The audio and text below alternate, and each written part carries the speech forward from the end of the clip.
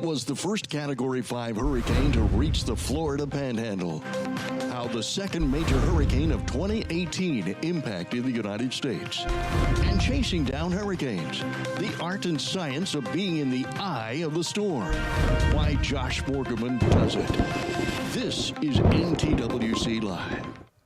Good morning, everybody. Welcome to NTWC Live. It is October the 11th, already into October. Hard to believe we made it through the thick of the hurricane season, but it ain't over till it's over. And Bill's going to give us an update on that coming up in just a few minutes. But a big show for you today. Alan Strum from WEAR is with us today. We're going to talk about hurricanes, Michael in particular. We might talk about Sally a little bit as well. And who knows if Josh Morgerman is going to pop in today or not. He's scheduled, but he's on a chase.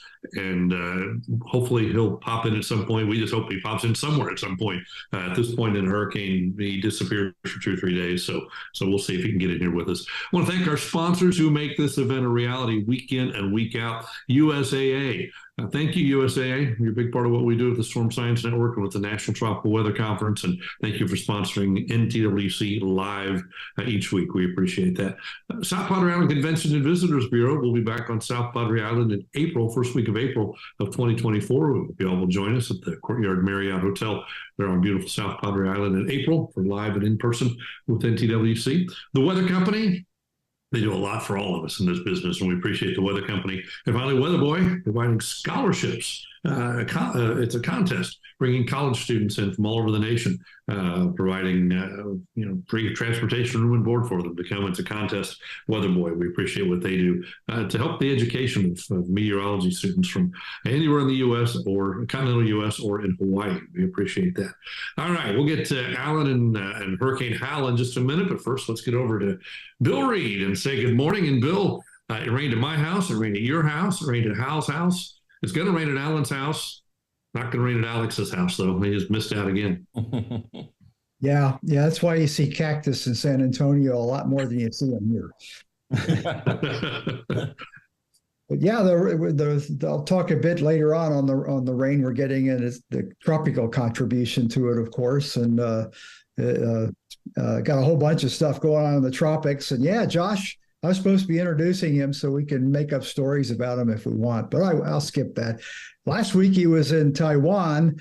He was home for a day and he flew to Mexico, and I'm sure he captured an amazing landfall with Lidia just to the south of Puerto Vallarta. We'll talk about that a little bit also. So, yep, we're glad I'm glad Alan showed up, or we'd all be having to talk weather the whole time. The 20 minutes leading up to the show, we do that anyway, but at least we get somebody else involved. So Hal, you got the lead on this one. How about introducing our guests and starting the stories? Yeah, good morning, everybody. So excited to introduce our guest this morning. Alan Strum is the chief meteorologist at WEAR TV. In 2004, Alan played a critical role in talking viewers through devastating Hurricane Ivan, and then he did it again in 2018 with Hurricane Michael. Alan, welcome to NTWC Live. Hey, thanks so much. Thanks very much for having me. I'm glad to be here and chat hurricanes. And so far this season has been a nice mellow one for us around here, and we are certainly glad to see that. Yeah, you need it after. It's always nice to get a bit of a break. It seemed like the Northern Gulf was getting hit a lot in recent years. I mentioned Ivan in 2004, Michael in 2018, and I think later on the broadcast you're going to share a little bit about Sally several years ago too. Was a big hit. Obviously, the Pensacola area is very vulnerable to hurricane strikes. Yes, I've been here 22 years, and you all mentioned Hurricane Ivan. That was in 2004. When I first got here, people were talking about Aaron and Opal, which were back in the 90s, and then Hurricane Ivan came along in 2004 and really devastated the area. It was a Category 3 hurricane. It was a direct hit, and it just tore stuff up. And then less than a year later, we had Hurricane Dennis, which was also a direct hit. A different storm, though, a smaller, tighter storm with a bit of a different impact, but still, again, a major hurricane at Category 3, Dennis in 2005. And, those years were incredibly active. And that's also at the time Katrina hit, which was that was even something for us as well, where we're losing power and such, even though most people think of that as a Mississippi and a Louisiana storm, Katrina, but definitely, a huge impact for also areas of Southwest Alabama and certainly our area in here in Pensacola. then we go through some years, and then we had, Hurricane Michael and then Hurricane Sally. Now for Hurricane Michael, we were on the soft side of the storm, being in Pensacola. So we ended up, people evacuated, everybody heeded the warnings. We were under hurricane warning.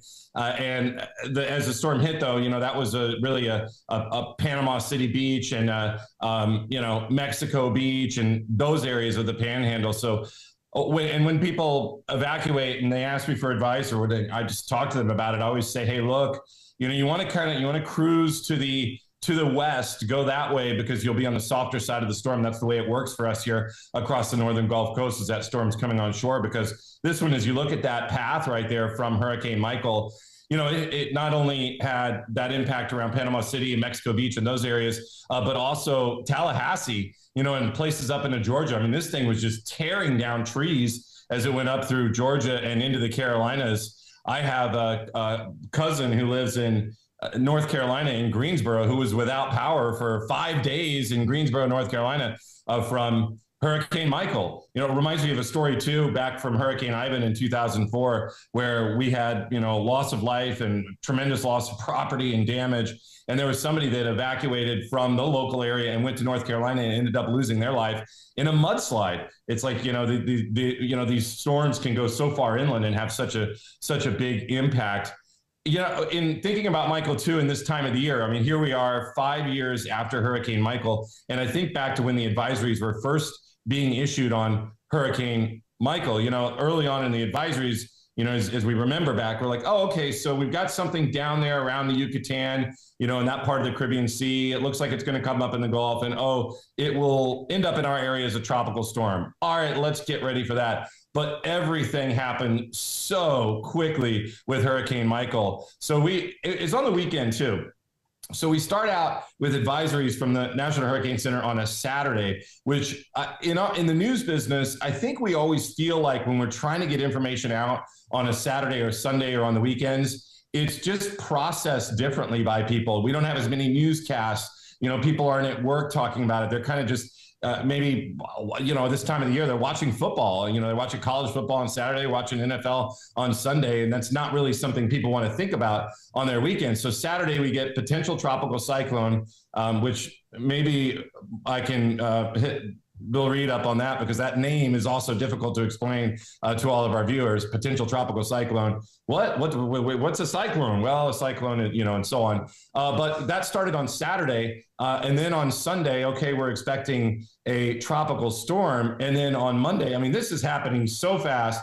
The potential tropical cyclone advisories are great. We love them. It's an early heads up, and we needed it. But Monday, you've got advisories like a watch.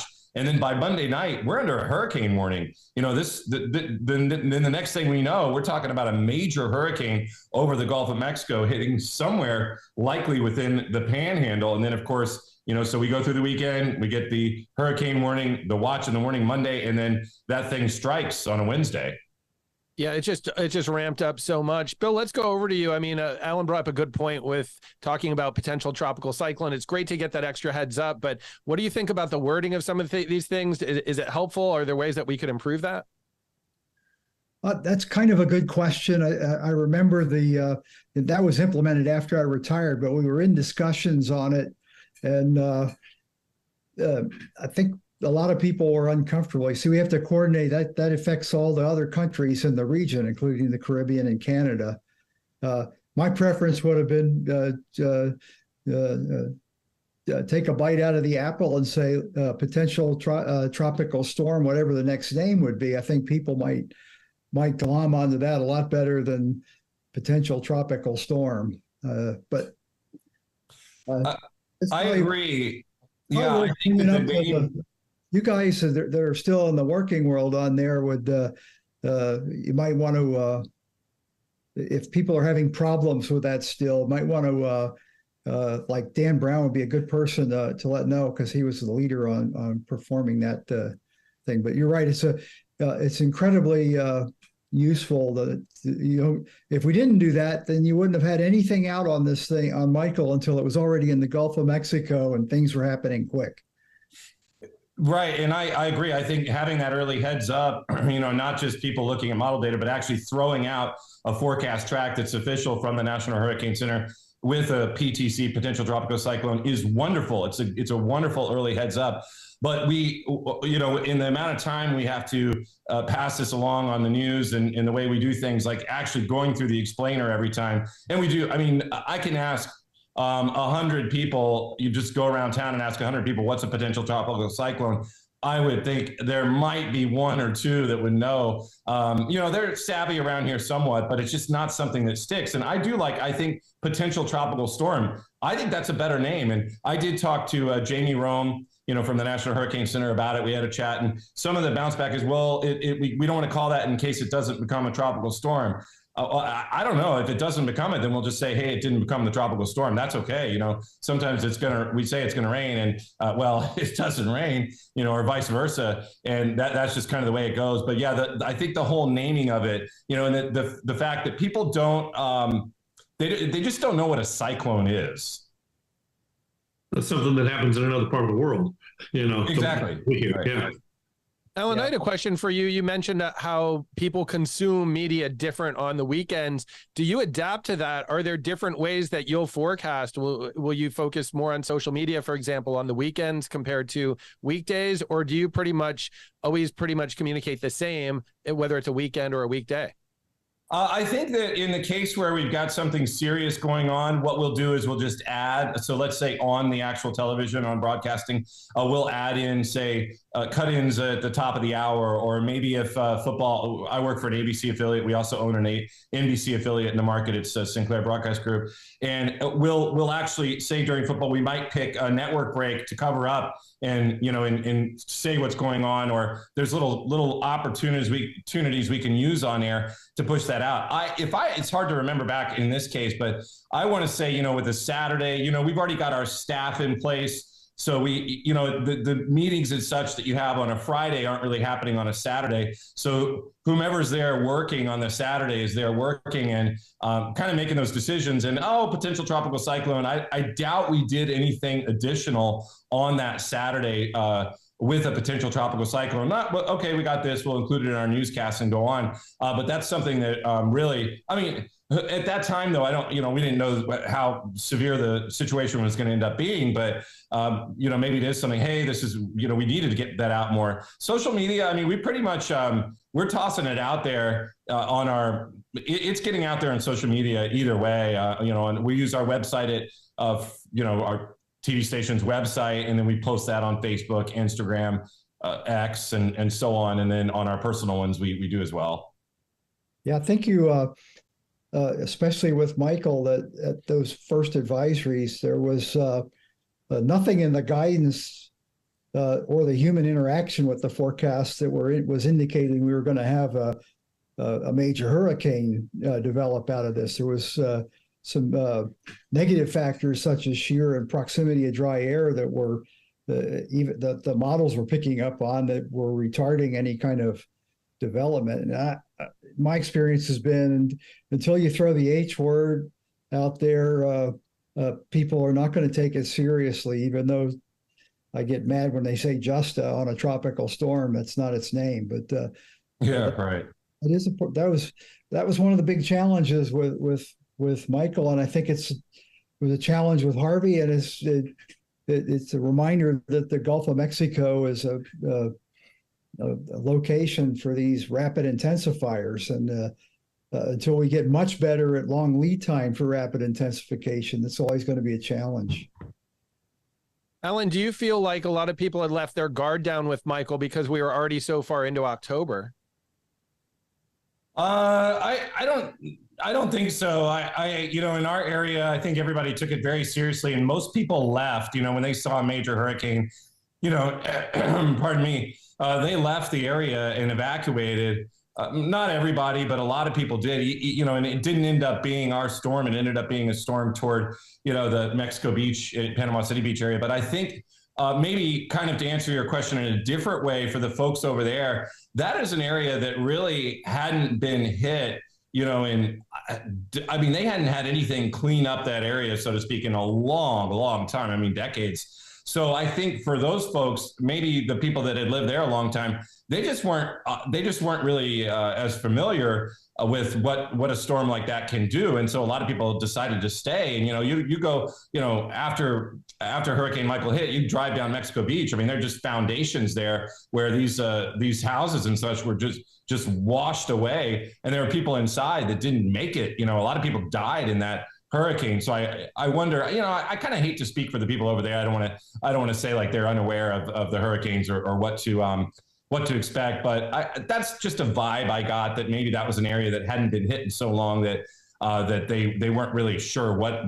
how bad it could be. Does that make sense? Yeah, Alan, I was driving through that impact zone the day before landfall, and just what stood out to me, it just seemed to me like this area was not as well prepared as you'd think. A lot of loose stuff just laying around, and you're thinking this is not going to go well. It felt very different to me than what you might see in South Louisiana or coastal Texas or places that had more frequent hurricane hits. Yeah, I think so. And I think around this area where we have had more, you're going to see more boarding up, and you're going to see more evacuations and things like that. And maybe more people have generators as well, because they've experienced that, long-term power loss in this area. But far too many people stayed in some of those places that may not have known how, what storm surge is and how bad it can be, and that it will, with winds and a surge like that, it's literally going to take the house away.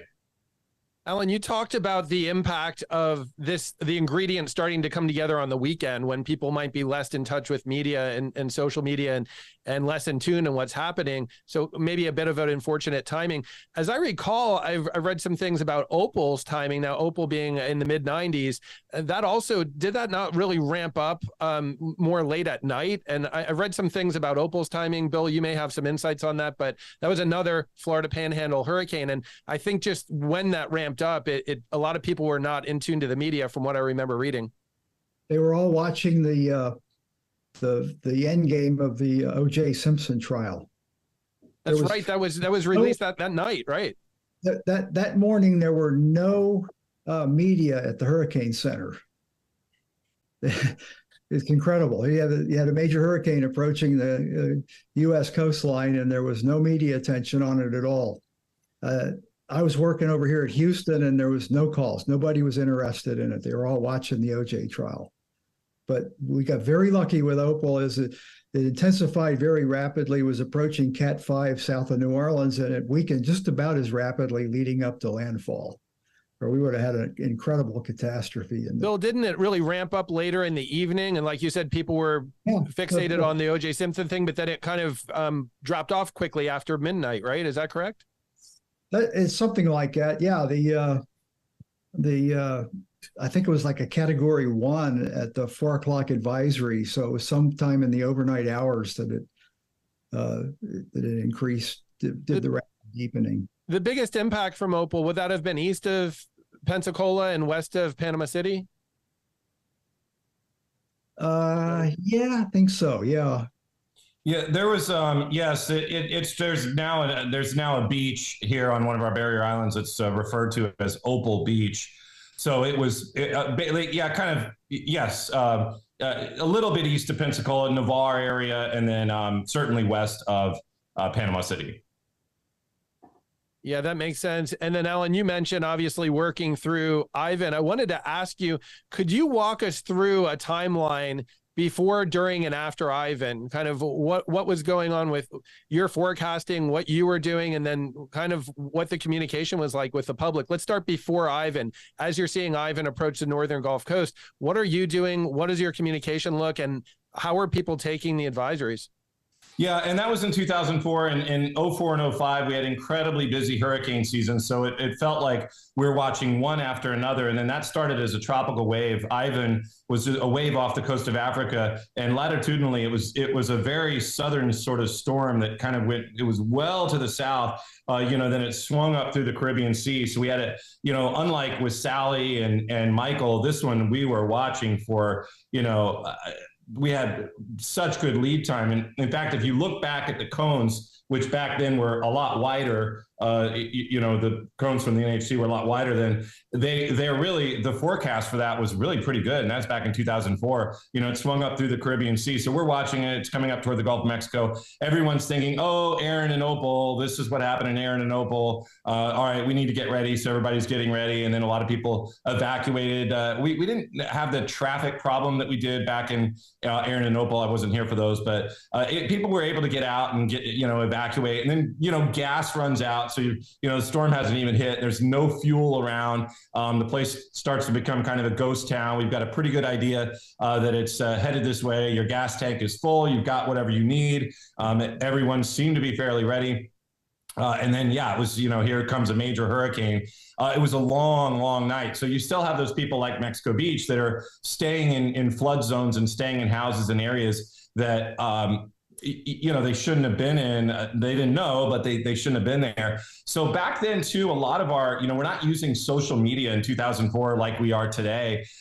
So the communication, we're on the radio, so we're simulcast on the radio, and that's the way I heard for years and years. People would say, I just got under I got in my safe spot and I just listened to you on the radio all night long. It was radios, so you had a battery powered radio. The power's going out. It was an overnight storm too. It hit at night in the dark. But then also phones were the way people communicated. So we had a lot of people that would call in, and we're on the air broadcasting, and they're talking to us, and we're talking to anybody. We're talking to officials. We're talking to people that are caught in the storm. But some of the phone calls were more private calls. They just ring through, and maybe the anchors would be on, and I'd take a call, or one of the other meteorologists. And we had some really tough calls. I mean, I remember one where they're telling us that the refrigerator is floating, the sofa is floating, that there's water coming up to their waist in their house, and they just saw a boat float by. Should they go over and turn it right side up and get on the boat? It's like, how do you answer these questions? You're like, no, I don't think getting on that boat is a good idea. It's not. Does not sound safe. You got to try to hold tight, and they're just nervous and as can be with this water coming up, and up. They were this particular one I remember talking to. They were on a canal, and one of the canal systems here. And I mean, it was years that I thought about those people and wondered, like, whatever happened to them. Afterward, okay, well, we're just gonna try to get up as high as we can. And then I'm like, what happened to them? And I was fortunate enough to actually meet them several years later, and I was so happy to know that they were okay and had made it through. And then I think at the same time too, there's a little bit of an embarrassment with all that. Your control is taken away from you. So I think people get a little embarrassed. I don't think they were as happy to see me and talk about that night as I was just to know that they were alive. Well, I mean, it sounds like a lot of people are reaching out to you for maybe the latest info, but also for advice, like potentially life-saving advice that's hard for you to know how to guide them in the moment. Definitely in the moment like that, you just are kind of picturing in your mind what they're talking about with all this water, and the hearing that the refrigerator is floating and things like that. I couldn't advise them to go out and get on a boat that was floating by, just to hope that, hey, you look at where the storm is, and you just kind of try to give some sort of analysis of well, is the surge going to get worse? Or, of course, in Katrina, that was pushing people up into their attics where they were stuck up there and they're trying to come through the roof.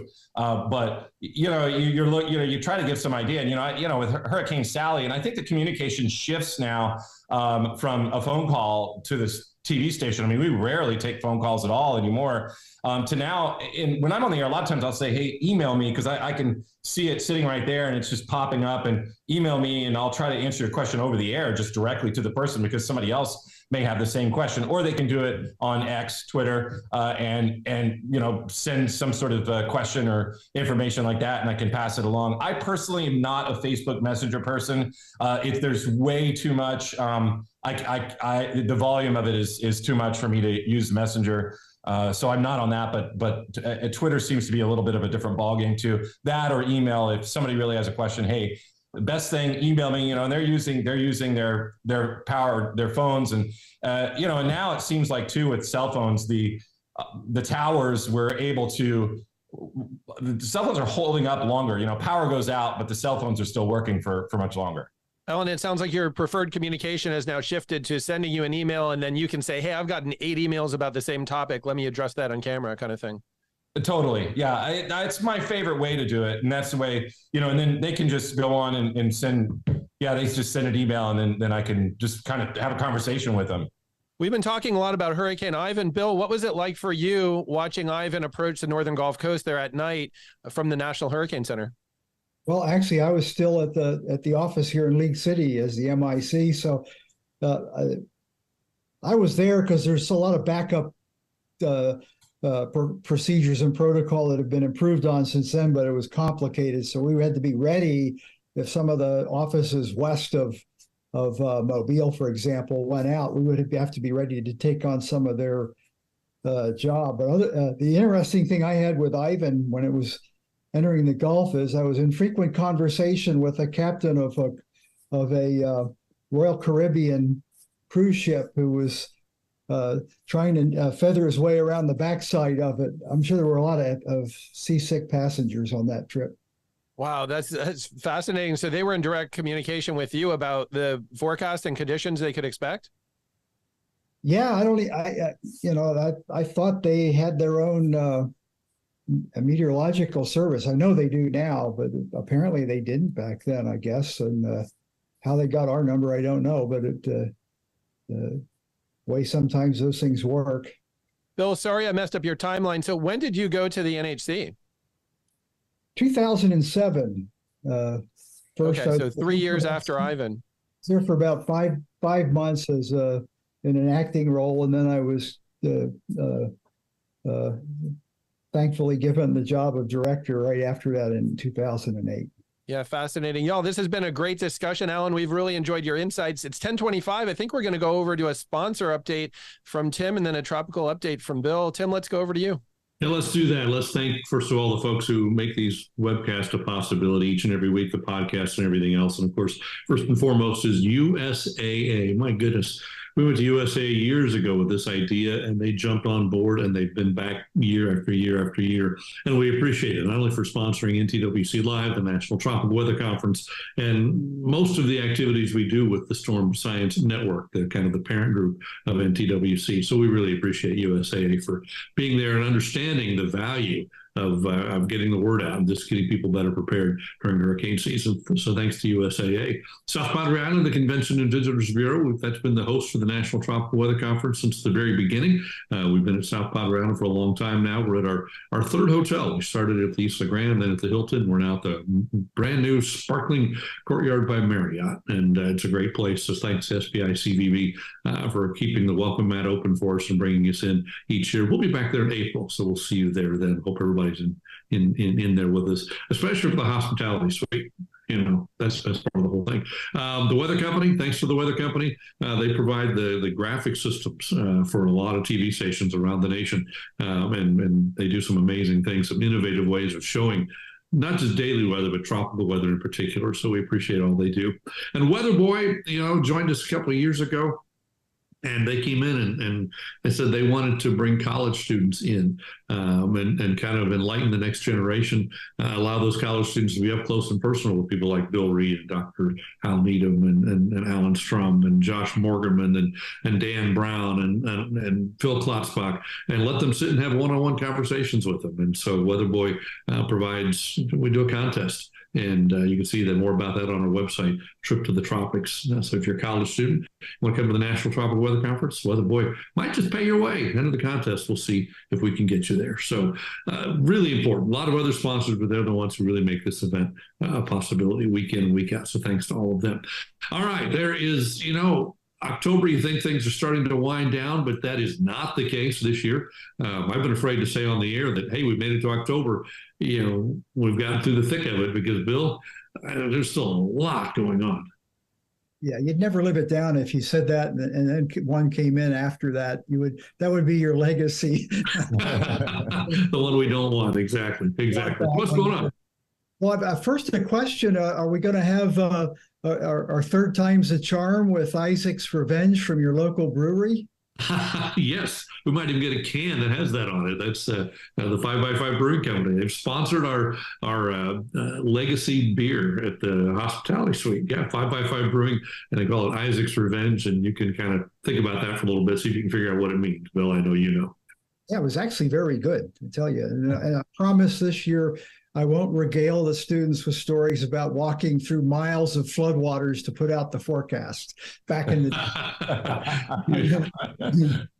But okay, I'll get on with what's really going on in the world here. Find it. There we are. This is the full disk imagery as of right now. I'm going to start in the west and move east. This flare-up of convection down here on the coast between Zihuatanejo and Manzanillo is the tail of Lydia that made landfall up here near Puerto Vallarta last night, and it's gone. You can't even find it. I think this is probably the mid-level circulation. It shows as a little ripple in the cirrus line as it feeds into the entrance region of the big jet over the continental U.S. They've had like 2 to 3 days now of very heavy tropical rain, so I'm sure there's a lot of washouts, mudslides, and flash floods. I haven't been able to find any direct reports of loss of life or damage there yet, which is not unusual. This is our Gulf system that they were out looking down here in Campeche yesterday, and it's got a lot more convection today. Again, the system's coming out. It's a very complicated pattern. You probably have some of Tropical Storm Max DNA in it. The system that was down here is probably feeding this convection now. And then the frontal boundary that runs along the the north part of the Gulf and then southward off the west coast of the Gulf. Getting in a little closer on our Gulf system in the visible mode, this is the a developing low on the frontal wave. You can see the tropical convection and bands there, and the overrunning convection behind the warm front that's draped along the northern Gulf there. Just a lot of weather going on. Although this looks innocuous there, I've had over an inch of rain out of this. No thunder, no lightning since 3 a.m. That was on a model and human forecast of less than a tenth. So it's been overachieving with the remnants of these. I mean, you can see there's an impulse of sorts there that may be what's left of Lydia. That's kind of what you look for on the Pacific ones coming out in October. If there's a frontal system to interact with, they can produce rather prodigious amounts of rain, and that is going to be one of the effects of this system as it moves east. From the wind point of view, the entire northern Gulf is either under a gale warning or on the outer sides of it, a small craft advisory for the winds and seas that are going to be generated by this system as it moves east. The easterly component of the winds there is piling up water on the east-facing aspects of southeast Louisiana, hence a flood warning for 1 to 3 feet of inundation, which is minor in our terminology. But if you have a house on slab that has that 1 to 3 feet of inundation, that's a major event for you. SPC's in on the act. We've got both today and tomorrow a slight risk of severe weather in the northern half of the Florida Peninsula, with tornadoes and or strong wind being the primary threat that they're looking at this time. And then the rainfall, while the heaviest rain is still forecast to be offshore with the track of south of the track of the low along the frontal boundary, there's still significant rainfall forecast for most of Florida and then back in the southeast Louisiana. Elsewhere, we've got the Sean that formed overnight out in the East Atlantic, and a new disturbance, not yet designated an invest, so I don't have a lot of guidance on it, with a 30% chance. And you notice it's another low latitude, and this time it's coming in more or less straight west. So somewhere down next week at this time, maybe we'll be talking about something in the Eastern Caribbean. Pretty rare. We're getting far enough into October that formation this close to Africa is not something you see every year. I think the warm oceans probably have something to do with that, and the extreme south latitude that they're coming at, the waves are coming off on. Sean is not forecast to do much. Another one of these like Philippe that'll probably give the forecasters a nightmare before it's done, but at least the current forecast is for it to remain a modest tropical storm in the open Atlantic ingesting a bunch of dry air towards the end and dissipating or becoming a depression in there. The ensembles, it's a little tough to see in this, but there's the Sean conclusion where some of the tracks make a significant storm, and they European brings it out to shows out here towards 10 days, being in the Eastern Caribbean, but only some of the members. So remains to be seen if anything will come of that. And last but not least, I don't know if you've been watching what's going on in the Pacific. A typhoon went through Guam yesterday as a Category 1 storm. It is now a honking Category 5. This is about as classic a super typhoon image as you can get, with the well-defined eye and the powerful eye wall and the well-defined rain bands, and then the outflow in all directions. Nothing missing on this system. These are from the Dvorak estimates. This was yesterday at this time. It was an 85 knot typhoon, and it's now a 155 knot typhoon. So it went through a very rapid intensification period in there. It's forecast to stay a super typhoon today, and then just gradually come down in the next several days, and eventually merge with the westerlies with a front. And it actually is worthy of note. You might find this interesting.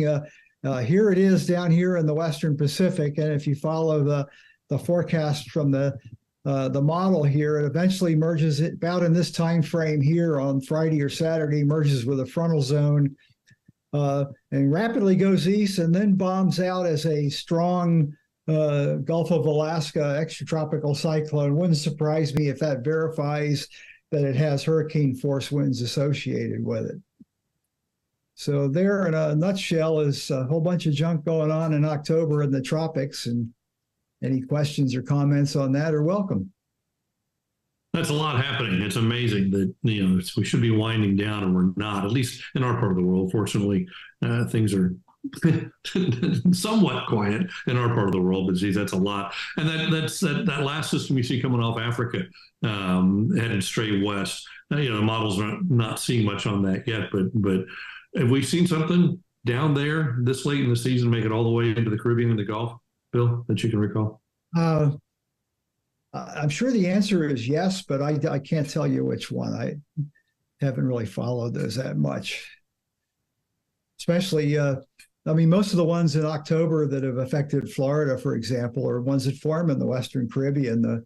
The wave that it formed on probably came off Africa and did nothing because of the hostile environment until it got in the Western Caribbean. So in that regard, this is a somewhat different animal. Well, it's been an interesting season. The forecast of a lot of storms has come to pass. Direct impact on the U.S. has been somewhat limited, though. Yeah, I guess you could say that. Somewhat was the key word, but yeah.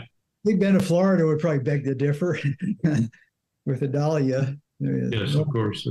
It's a classic example of it only takes one. Exactly. All right. Thanks, Bill. Appreciate that. A lot going on throughout the tropics, the Atlantic and the Pacific, and all the Pacific. So thanks. We appreciate that. Al, what's going on in geotrack these days? What's going on in the geotrack world? Yeah, what does an earthquake in the Himalayan mountains of Nepal, how does that relate to hurricane impacts along the U.S. Gulf Coast? Well, listen to our latest podcast number 80 with the GeoTrek project. It's called Climbing to the Roof of the World with Pete Athens. So Pete Athens is a Himalayan mountaineer and Mount Everest expert. He shares insights from leading expeditions to the world's highest mountains, perspectives of high altitude weather extremes, and firsthand accounts of how the 2015 earthquake and COVID-19 pandemic impacted Nepal. Now, you might wonder, okay, what does that have to do with NTWC? What does that have to do with hurricanes? We came across a really interesting insight in this pandemic. He shared after the 2015 earthquake in Nepal, they found some of the older construction that was made out of wood, stone, and mud actually weathered the earthquake much better than newer construction. And we hear that sometimes when we look at building impacts and the impacts on the built environment of hurricanes. Sometimes you'll hear people say the newer building codes are fantastic. The older building codes, several decades in a lot of places, several decades ago, not as good. But sometimes you're in coastal communities that say, look at these buildings that are 100 years old or 110 years old. They'll actually talk about how sometimes they're built better for weathering hurricanes. I remember I was in Biloxi, Mississippi, and this guy said, you have to come in my house. Look at how this was built. Look at how many nails they used in the 2x4s when they built this in the 40s. And his perspective was buildings from the 70s and 80s were not built as well. So it's really interesting to kind of walk through time in disaster-prone communities and see how maybe building codes have changed over time.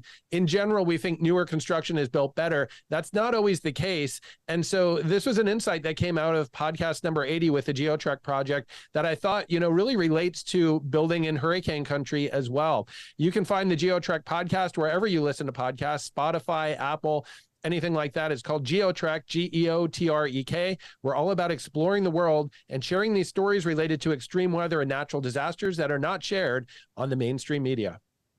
Thank you, Hal. Fascinating. And I'm anxious to watch that and listen to that. I can't wait to hear what it has to say. I think a lot of that, too, is what you're talking about is, you've been here 40 years and nothing's happened, so we don't have to build for that, right? And you've been here 80 years, you know better. It's interesting. We all know about the South Florida building code and how that really improved after Hurricane Andrew. Builders that I've talked to in Florida have often said, that the 60s, 70s, 80s, you find a lot of this subpar construction, but then you go back to these really hyperactive decades, the 20s, the 40s, the 50s, and a lot of the buildings built right after those really hyperactive decades, you actually see some pretty good construction in places like South Florida. Fascinating. I can't wait to hear it. Thank you. Thanks, Al. We appreciate that. Let's get back to Alan. And Alan, you're early talking about storms firing up on the weekends, and sometimes you have to make decisions as to how you're going to get the information, whether it's a weekend or weekday during an important sporting event. This weekend I was sitting on South Padre Island watching the Texas-Oklahoma football game, and ABC interrupted for an update on what was going on in Israel. And they updated the UT-OU football game, and there were boos in the bar. It's something really important, and that's a decision you have to make. I have to make. We all have to make sometimes is when to go in and what's important. And obviously that was, but the boos don't matter, of course. But talk about that a little bit. Making those if I remember, that was a pretty fast update, was it not? Or it was quick. They knew, get in, get out. Yeah, and I think that's the way we feel as well. A lot of times, we've got a major, SEC football around here is humongous, and if we've got something like that going on and it's on the air, we make that decision. We try to, I'm here for the people, and it's I often say I'm in the service industry, really, so I'm here to provide the information and pass it along, but I want it to be well received, so I try to balance that, and if I can use when I say network break, if I can use a network break, what I'll do is come on the air. A network break is, say, a break that runs all across the nation, where a local break is one that we're getting money from locally. So the network, ABC, doesn't know that I'm covering up their break. I mean, they're probably not going to be happy about it, that their commercial isn't airing here, in this territory. But I'll actually, converse with the guys that actually when those breaks run and hit. And I'll say, all right, I want to hit that network break. Somebody count me down, and I'll use those 2 minutes to inform people. And I'll even start it out by saying, hey, look, the only thing you're missing is this commercial. It's just the commercial we're missing, and we're going to get right back to the game and get back into it. So that's one of the ways that I use it. I try to use little opportunities like that. If we get into a real wall-to-wall situation, I mean, sometimes we'll even double box it where you've got, maybe the game here and the weather here, or we've got other channels and other options we can just toss it to and say, hey, join us on this other channel and watch us over there. If you want weather coverage, watch us there. Or, if you want to watch football, you can watch it here. Yeah, it's such a difficult call. So, I mean, it's not difficult, but it's the repercussions of it. We do it coming out of a break before the program restarts. So we'll cover the first minute or two of a game, but people don't know what they're missing. And you toss it back and they think they've just missed a few seconds when in reality they just missed 2 touchdowns. But yeah, believe me, that is definitely the way to do it as well. Where they don't know what they're missing, where you come, you're not cutting like the ball's in the air and all of a sudden boom, you cut. But sometimes coordinating that with the people that are punching the buttons and not paying attention is difficult. So we'll come out of a commercial break and maybe you try to use that opportunity right out of the break, but it'll start for just a few seconds and then they'll punch it. And I'm like, oh, come on. The punch was just a couple of seconds too late on that one. The other thing, something too that I've been looking at recently, this time of the year, I think back ever since Hurricane Michael, I think back to, okay, it's that time of the year. Cause usually like what you were saying, we get into October, we start to feel good. We're on the downside of peak hurricane season. We're headed to the end. Let's just get through this. And I'm looking at the water temperature, and the lifeguards right here, just along the shoreline are reporting the water temperature of 77 degrees. And then you look at some of the buoys, there's one about 9 miles out that it's been about 80, 81. And then you go a little farther out and then, we're kind of more mid to low 80s, but it's like you get that, you start watching for that water temperature to cool down. And here across the northern Gulf Coast, we've had some cool weather move through, and already our water temperature is beginning to cool, which makes us feel like we're, kind of getting toward the end. But of course, something powerful, is starts up farther south over warmer water and comes charging up. It's going to take more than, a little coolness in the water around here to slow it down. But yeah, we're starting to see the water cool a bit. That's a good thing. Anything to bring this thing to an end will be great because it's been one of those seasons. Bill, jump back in. I know you've got more. Yeah, the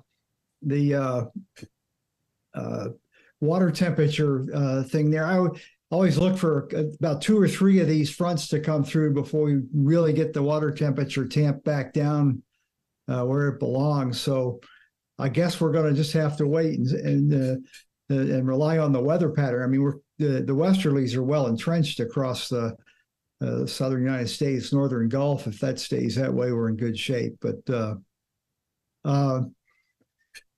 you have a lot of turnover in residents in your viewing area, Alan? Yes, we do. We have NAS Pensacola and we have Hurlburt. So we have a lot of military here, Navy, Air Force. So there's a lot of that they're coming through, and from all over, and in some cases from all over the world. We'll have people come in and do training as well here. So there's the Navy bases, and in general, yeah, we've had a lot of people move here too, with Florida being a state without income, without state income tax. We get a lot of people to move down here from other areas. And I think this part of the Panhandle, we have the most beautiful beaches here. It's just absolutely beautiful. I mean, I've traveled all over the world, been to all kinds of different beaches, and this beach at Santa Rosa Island is really my favorite beach in the whole world. The sand, the water, the color. We had a wonderful season too, where we had calm conditions all season long. We get a lot of bad rip currents up here, and we see a lot of deaths from rip currents. And fortunately, this peak season in this summer, we didn't end up with that because the Gulf waters were nice and calm. So yeah, we're finding a lot of people are moving here. When you look at the real estate market and such, it's not. We haven't really seen, things have slowed down and leveled off a lot, but we're not seeing things really go down as far as the real estate market goes. So it's still being supported around this particular area in the Panhandle, which has a lower cost of living than areas like, other parts of Florida, Central and South Florida. And I think some people are discovering that and coming into this area. So I feel like there's more people moving here, but then of course with the military, we always have the people in the military that are moving in and out. Military does a good job though of taking care of things ahead of storms, and I believe informing their people as well as to what to do. Yeah, that's good. I think that's one of your biggest challenges in some of these coastal areas is that you can't rely on past memory if you have that much churn in your population. You're almost having to start from scratch every year to bring the new people up to speed of what they're at risk at. And it sounds like there's been no winning on getting people to stop building houses where they get storm surge or use a building code that can handle the worst winds. So new people coming in assume that the local officials aren't going to allow you to build a house that's dangerous. So how do you overcome that? You got any ideas? Well, I wish I did. The construction has slowed somewhat around here. There are a lot of spec houses going up and such that, and you look at them, I mean, these are frame houses that are going up, and, how are they going to survive, say, a huge major hurricane coming through? But yeah, in the beaches too, they're building up on pilings here on our out on our barrier islands and such. So they're building up, but yeah, the building is, it's continuing. A lot of at Pensacola Beach and a lot of that area is actually already kind of built out. So part of the island is a natural preserve, Gulf Islands National Seashore. It's absolutely beautiful. I mean, this is, if you haven't been here, please come when the weather is nice. And enjoy. But we've got, our downtown area of Pensacola is booming, very well built up, but it's flooded. I mean, it's flooded several times. We've even had heavy rain events where we've had flooding. They've done some infrastructure changes to the city where we had about the same amount of rain in 2014 and these devastating floods. I mean, I was seeing videos of rapids running down streets and I was like, this has got to be fake. And it turns out it was real. That was in 2014. That was not, it was in April. It was not a tropical event. And then we had about the same amount of rain with Hurricane Sally, which was in 2020. So both times we had around 2 feet of rain during a short period of time. The rain rate might have been a little stronger, higher in the 2014 floods. But, in both cases, we had around in 2014 and in 2020 with Sally, we had around 2 feet of rain, and a lot of spots that did flood in 2014 did not flood in Hurricane Sally, which was great because a lot of people that dealt with that didn't have to deal with it. And there was some restructuring of the infrastructure and such so that the drainage was a little bit better. But what does concern me is that drainage, and I'm not the engineer, so I don't want to be an expert on that.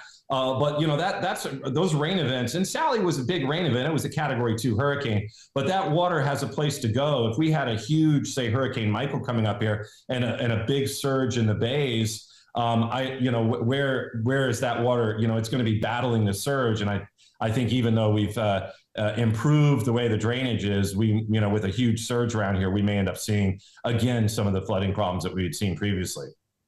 Yeah, they have the same exact discussions over here. It's the same basic issues. Flat land there's some limits to how fast you can drain water, and if the tides are high, the drainage system's retarded.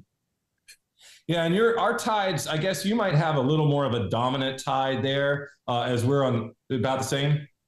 Yeah, 2 feet on the island, maybe a foot in the bay is the normal rise and fall, high to low tide. Yeah, so we're about the same. Yeah, I grew up on the Pacific where you had these dramatic tide increases. You could set up a picnic and a couple of hours later you were in the water on the Pacific, out in California. But yeah, it's like where the Gulf, as the moon, I kind of describe it as it kind of goes like this more so than like with the Atlantic and the Pacific where it's moving more dramatically. But yeah, that's that battling with the surge and with the drainage would be I think problematic. So with Sally was, it was a huge rainmaker. So that was a super slow moving storm. I mentioned with Ivan and some of the other ones, people have evacuated. They did end up leaving. But Sally was, that was another one that hit on, it was a Wednesday. It was like a Tuesday night into Wednesday morning. So same kind of thing where you had the weekend before where a lot of advisories are going out, but the advisories were telling people, hey, this is headed to Louisiana. So it's like, okay, well, let's just let them have it.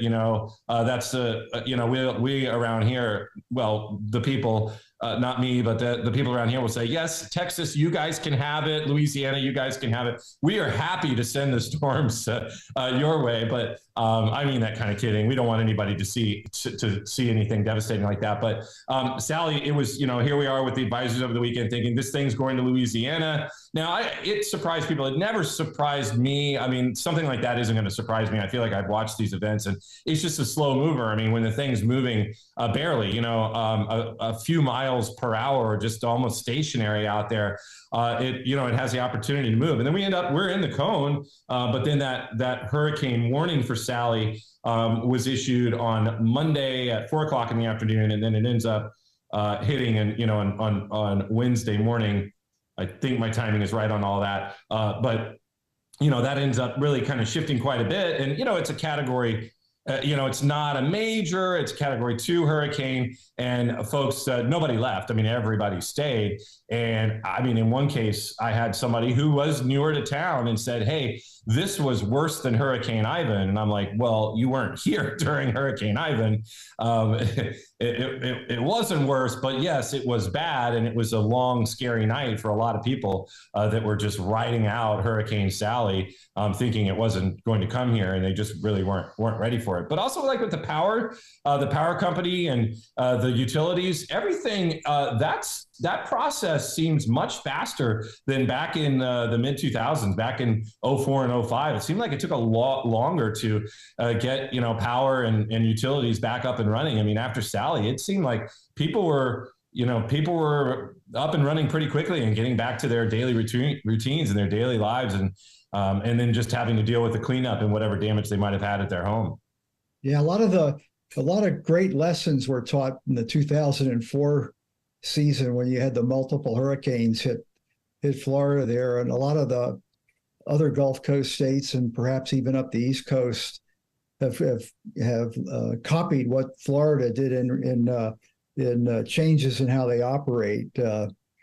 Rita was we had the same problems over here with Rita. The areas east of here that were without power, even though they were on the west side of the storm, it took weeks because the whole system was strung out. They were still doing repairs from Katrina.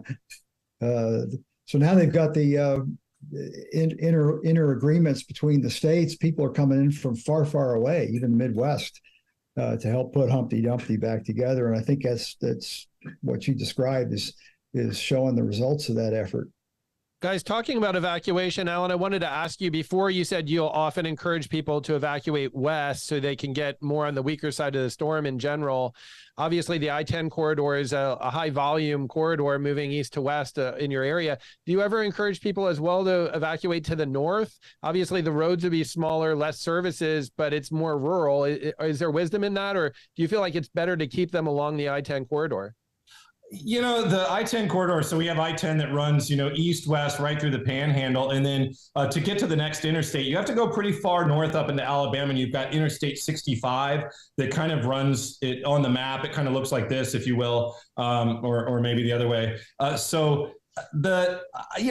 just trying to tell people to get to go in a direction that's going to get them away from the worst part of the storm. Like the tornado threat, that can be unpleasant. Let's say they do go to the east and, they're dealing with those outer bounds and they'll end up under a tornado watch and potentially tornado warnings, during the day, during the overnight hours, or, whereas you don't see that if you go west. I have thought, am I gumming up the roadways to the west? I don't think so. I don't know really how big of an impact I have. I mean, we are the only TV station here in Northwest Florida that has local news and weather. The other stations are in Mobile, Alabama. So if you watch ABC, we're the only station with local news here. NBC, Fox, CBS, they're all in Alabama. Now with Katrina, I don't know if that one ended up going to, was strike on Louisiana, Mississippi. So I'm not sure I would advise people and say a scenario like Katrina to go west, because they're having to go so far west to get on the other side of it, that there may be an area to the north or to the east. They also, since Ivan and Dennis in 04 and 05, they've improved some of the roads that are north moving. So back when some of those were, say, 2 lanes, now we've got a 4-lane, much bigger roads, that do move north toward Interstate 65 and up into Alabama. And like emergency management lately too has been pushing something more this year. And maybe Bill Reed can touch on this, but they've been saying, hey, there's a slogan. I'm trying to bring it to me. It's like, you don't have to go hundreds of miles. You can only go tens of miles. I think it's something like that. So I think that their point there is they're just saying, get out of a flood zone, get out of an area where you could have a storm surge or a flood scenario, and just go to someone's house that might be 20 miles away, a friend or a family member that is on higher ground.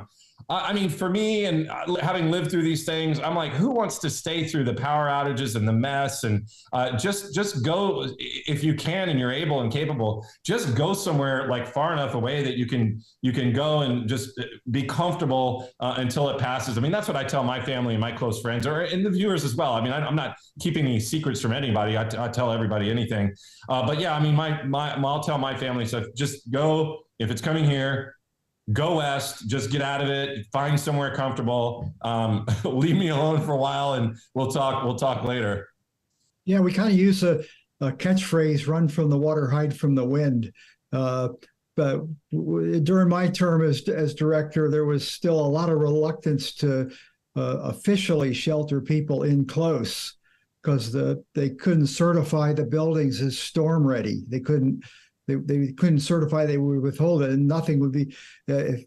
Hugo, I think, is the one that they used a school for an evacuation shelter in McClellanville, South Carolina, and the storm surge hit it. They got lucky; they didn't get deep enough to drown the people in there, but it was close.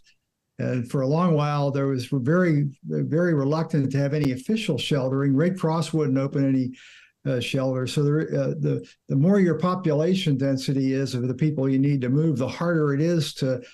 I mean, you can say you don't need to go far, but where are they going to go? I mean, not everybody. Not some of these places. The building stock is not even close to a major hurricane. Do you really want people with no supplies going into buildings where there's nothing set up for them, that are going to be heavily damaged, and maybe a week or so without any respite from that? Yeah, you'll save their lives. So it's a last resort. That's probably a good call. But I'm in your camp on that. I don't want to have too many people stuck here without the resources to handle the aftermath of the storm. I'm the same way. I would have my family go to. I would jokingly say, go to any state or province that starts with the letter O. Oklahoma, Ohio, Oregon, and Ontario are fine places to visit. Guys, we're coming to the top of the hour. It's been a great program today. Let me get final thoughts. Alan, thank you for being here. Any final thoughts on what you learned in all these years of doing this that you can impart on our viewers and listeners today? Well, I think when you're looking to buy a home or settle down, know where it is and what could happen. And that's something for people moving to this area that they need to be aware of what kind of environment they're moving in, and know, is it in a flood zone? I mean, if they're getting a mortgage, they're going to have flood insurance if the mortgage company requires that. So that's something to think about. Okay, wait, do I really want to live in a place that requires flood insurance? And then we just talked about evacuation. I'm glad, Bill Reed, you agree that, why be around here in an uncomfortable scenario when something like that's going to hit and you don't know what you're going to have to be dealing with, or how strong the structure you're going to be in will be, or how it will be able to sustain it. So just get out. I mean, just leave. And then, another thing, we talked briefly about some of the social media and stuff, but also know where you're getting your information from on social media, because there is a lot of speculation and, stuff that comes out early on, or that's put out there just so that people are getting, likes and shares and such. That's not necessarily the best information. So be aware of where you're getting that information and whether or not it's good. Alan, appreciate it. Best dressed guy on the show. We appreciate you getting dressed up for us today. Thank you. It's my uniform. Looking good. Alan, do you have any final thoughts to wrap up with today? Great show today. A lot of great content. I thought it's genius the way Alan approaches this, to tell people, message me, send an email, and then he'll, if he's overwhelmed, not reply to each email, just address that on air. That's a great approach. I think a lot of us that get overwhelmed with messaging during a hurricane would benefit from following that approach. Good idea. I like that a lot too. Bill, last word. Yep, it's been a common theme on our show this year about the issues of evacuation on that. I'm glad we brought that up and talked. I think one thing I'd be remiss if we didn't at least mention that what Alan and I advocate is it works well for those of us that have the means to do it. It doesn't solve the problem for the lower income people and other people that have challenges as far as getting out of harm's way. All right, guys. Thank you. Great program today. Really appreciate it. Alan, thanks for taking the time to be with us today. Hurricane Hal, Bill Reed, thank you for being part of the program as well. I want to thank our sponsors once again who make these programs a possibility week in and week out. USAA, the South Padre Island Convention and Visitors Bureau, the Weather Company, and Weather Boy. Those are the folks who we rely on to allow us to be here so we can bring you this information throughout the hurricane season. Just a few weeks left to get to November. End of November 30th. That's it. Next week, we've got Mike Iles. I hope I pronounced these names right. Joe Cioni, Frederick Borgstrom, and Kim Keisty. and they're going to talk about space-based forecasting and Sky4 radio sound from Global Spire. That's going to be a very interesting program, something we haven't done before. So we'll see you all next week. In the meantime, have an awesome week. Stay safe out there. Thank you. We hope you enjoyed this episode of NTWC Live Hurricane Center Podcast. If you did, head over to Apple Podcasts and leave us a 5-star review. And join us next week. This is NTWC Live.